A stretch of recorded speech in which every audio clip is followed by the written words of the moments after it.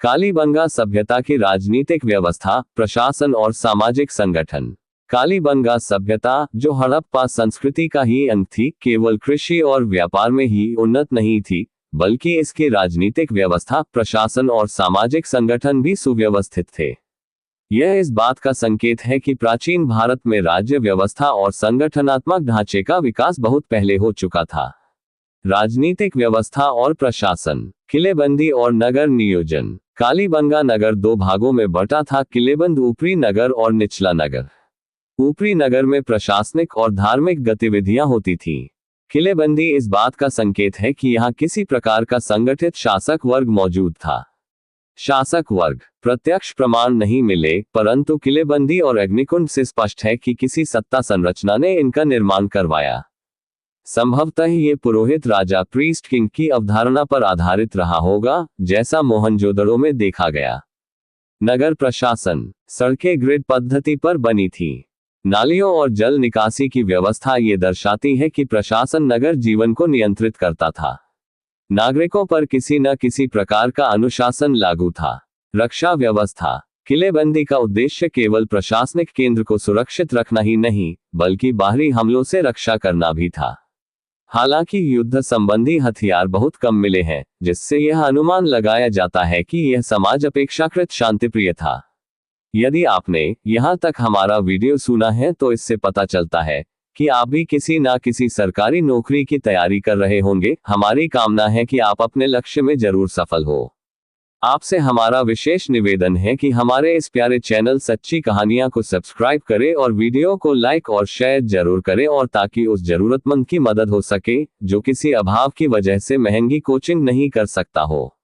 आपके लक्ष्य की कामयाबी के लिए हमारा ये छोटा सा प्रयास आपको कैसा लगा, कमेंट में जरूर बताएं। सामाजिक संगठन। परिवार और समाज। परिवार समाज की मूल इकाई था। पुरुष और स्त्रियां दोनों ही सामाजिक एवं आर्थिक गतिविधियों में भाग लेते थे। व्यावसायिक वर्गीकरण। कृषि, शिल्पकला, धातुकर्म, मिट्टी के बर्तन बनाना और व्यापार जैसे विभिन्न व्यवसाय समाज को विभाजित करते थे।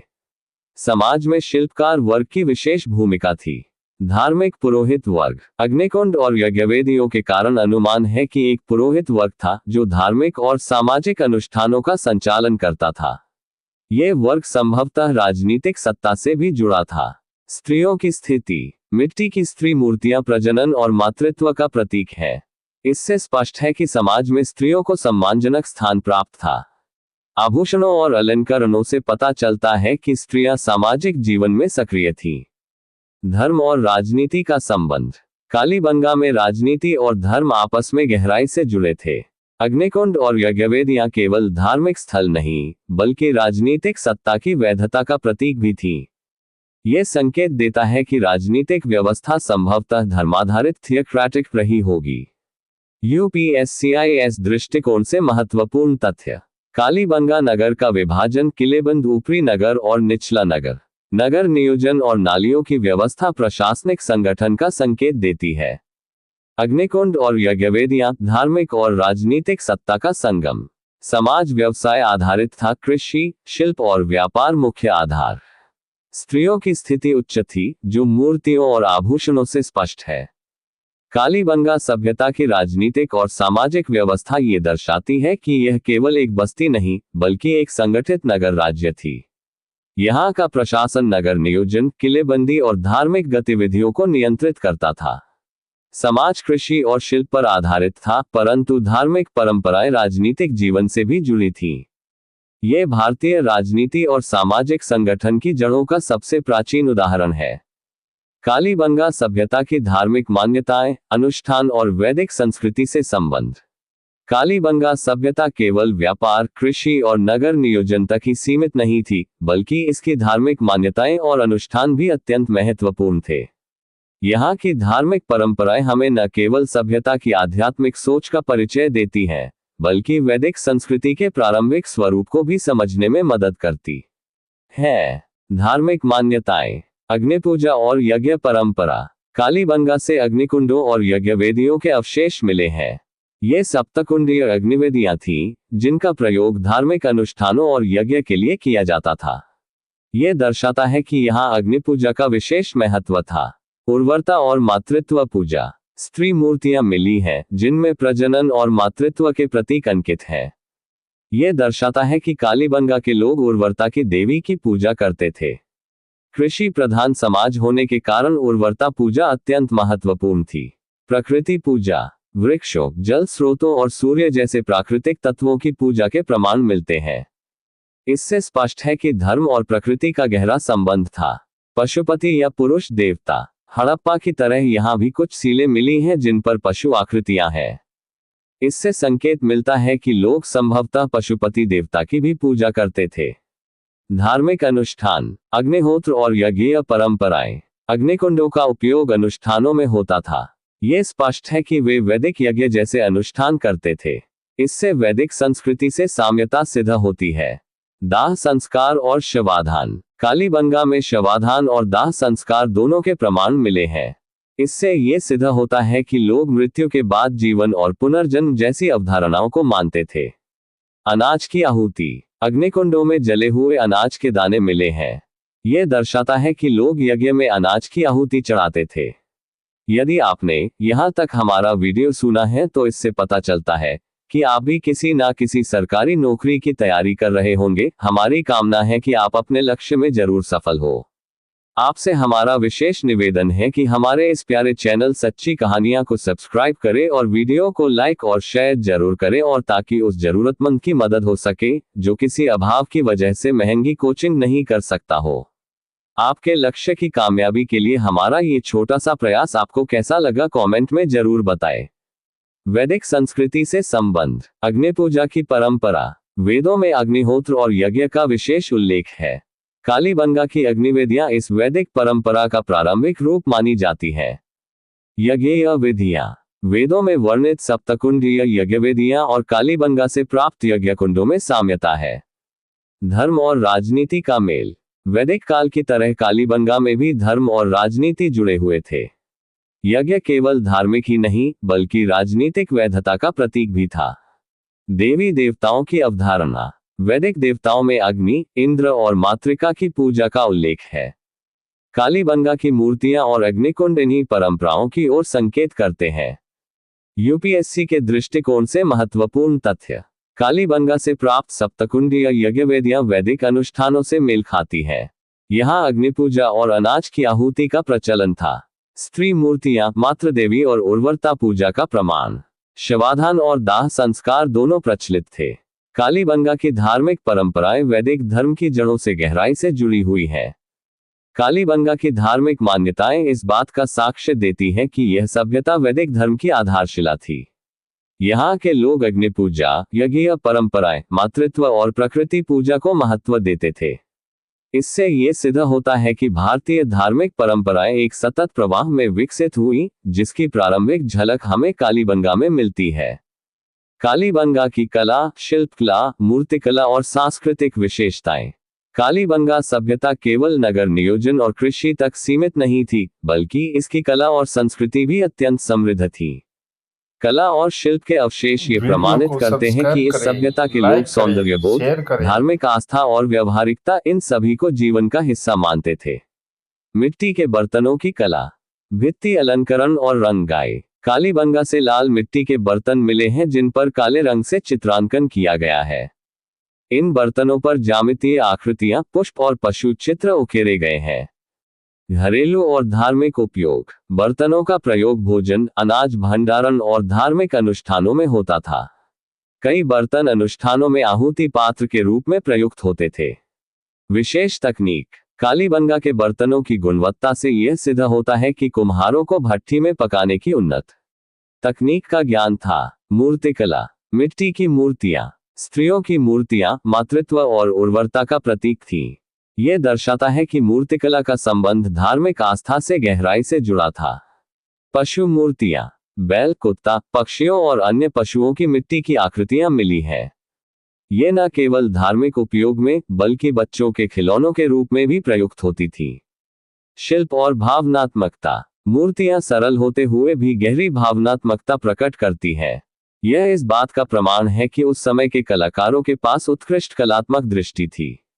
शिल्पकला और हस्तकला। मणिकाम और आभूषण निर्माण, मनकों की चूड़ियां, हार, कंगन आदि मिले हैं। यह सिद्ध करता है कि शिल्पकार अर्ध कीमती पत्थरों और धातुओं का प्रयोग करना जानते थे। धातुकर्म, तांबे और कांसे के उपकरण व आभूषण मिले हैं। यह धातु कला की उन्नति का संकेत है। खिलौने और उपयोगी वस्तुएं, बच्चों के खिलौने जैसे बैलगाड़ी, पहिए और मिट्टी के छोटे बर्तन मिले हैं। इससे ये भी स्पष्ट होता है कि शिल्पकला केवल धार्मिक या विलासिता तक सीमित नहीं थी, बल्कि जनजीवन का हिस्सा थी। सांस्कृतिक विशेषताएं, सौंदर्यबोध, बर्तनों, मूर्तियों और अलंकरणों से पता चलता है कि लोग सौंदर्य के प्रति सजग थे। कला केवल धार्मिक अनुष्ठान नहीं, बल्कि सामाजिक जीवन का भी अंग थी। धर्म और कला का संबंध, अधिकांश मूर्तियां और चित्र धार्मिक प्रतीकों से संबंधित हैं। यह दर्शाता है कि कला उनके लिए भक्ति और आस्था का साधन थी। लोक कला और खिलौने, खिलौनों और पशु आकृतियों से यह स्पष्ट है कि कला लोक जीवन में भी गहराई से रची बसी थी। सांस्कृतिक निरंतरता, कालीबंगा की कला और शिल्पकला में वे विशेषताएं हैं जो आगे चलकर वैदिक और उत्तर वैदिक संस्कृति में विकसित हुई। यूपीएससी के दृष्टिकोण से महत्वपूर्ण तथ्य, कालीबंगा के बर्तन, लाल मिट्टी पर काले रंग की पेंटिंग, स्त्री मूर्तियां, मातृत्व और उर्वरता पूजा का प्रतीक, मन के आभूषण और धातु शिल्प शिल्पकला की उन्नति का प्रमाण, खिलौने और पशु आकृतियां, लोक जीवन और बच्चों की संस्कृति का हिस्सा। कला और धर्म का गहरा संबंध, कला आस्था और पूजा का साधन थी। कालीबंगा की कला और शिल्पकला ने यह सिद्ध कर दिया कि यह सभ्यता केवल व्यवहारिक और आर्थिक दृष्टि से ही नहीं, बल्कि सांस्कृतिक और कलात्मक रूप से भी समृद्ध थी। यहाँ की मूर्तियां, बर्तन और आभूषण मानव सभ्यता की सृजनात्मकता और सौंदर्यबोध का उत्कृष्ट उदाहरण है।